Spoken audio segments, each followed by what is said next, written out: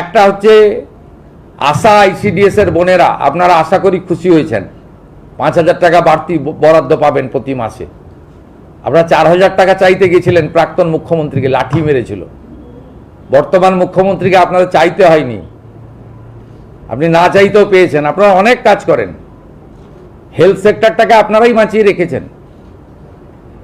ICDS এর দিদিরা, হেল্পাররা, তারা নিজেদের সেন্টার চালানোর বাইরে গিয়ে সরকারকে অনেক সাহায্য করেন, আপনাদের জন্য আমরা করেছি।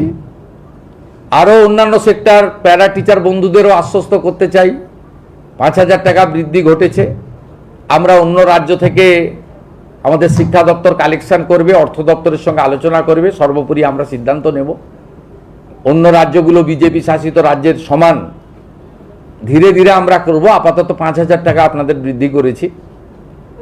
আর অন্যান্য ক্ষেত্রে অনেক ভুয়া নিয়োগ হয়েছে। আমরা 2,000 টাকা কেন করেছি, তার কারণ হচ্ছে আমরা সিভিক ভলেন্টিয়ার, ভিলেজ পুলিশ, আমাদের অন্যান্য যেগুলো আছেন কন্ট্রাকচুয়াল, এদের অনেক জল মিশানো, এদের যোগ্যতা নেই, অনেকেরই এডুকেশন সার্টিফিকেট ভুয়া, অনেকেই পার্টির ক্যাডার হিসেবে কাজ করেন, নিজের কাজ করেন না, অনেকেরই শারীরিক দক্ষতা নেই, অনেকের বয়সের সার্টিফিকেট ভুয়া। আপনাদের আপাতত 2,000 টাকা দিয়েছি, কিন্তু একটু ঝাড়াই বাছাই হবে। এটা এখন থেকে মেন্টাল প্রস্তুতি রাখতে পারেন। ছাঁটাই হবে না, কিন্তু ঝাড়াই বাছাই হবে, এটা একটা মাথায় রাখতে পারেন। তারপরে সঠিক লোককে সঠিক দেব।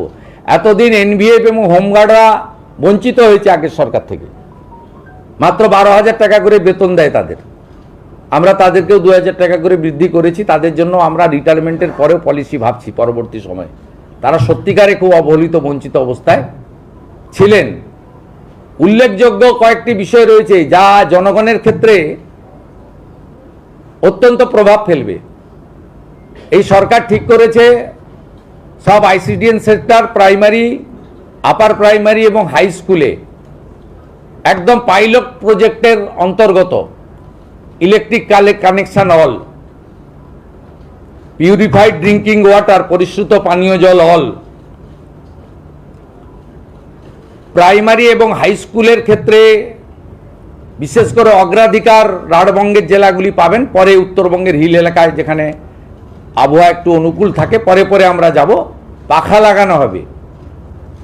এখনো সব স্কুলে, সব সেন্টারে খাওয়ারের ইউটেন্সিল, প্লেটটা পর্যন্ত ঠিক যায়নি, সেটাও দেখবো। আমরা বলেছি পুরো পাইলট প্রজেক্টে রান্না এখনো 20-25% স্কুলে গ্যাস ছাড়া হয়, 100% গ্যাসের হাতে রান্না হয়। তার জন্য আমরা প্রজেক্ট নিয়েছি। সমস্ত হাই স্কুল এবং মহিলা কলেজ, কোয়েট কলেজ, যেখানে আমাদের বোনেরা, কন্যারা পড়াশোনা করেন, sanitary vending machine, napkin machine, sanitary vending machine আমরা স্থাপন করার প্রভিশন আজকে বাজেটে অর্থমন্ত্রী ঘোষণা করেছেন। এটি একটি উল্লেখযোগ্য দিক।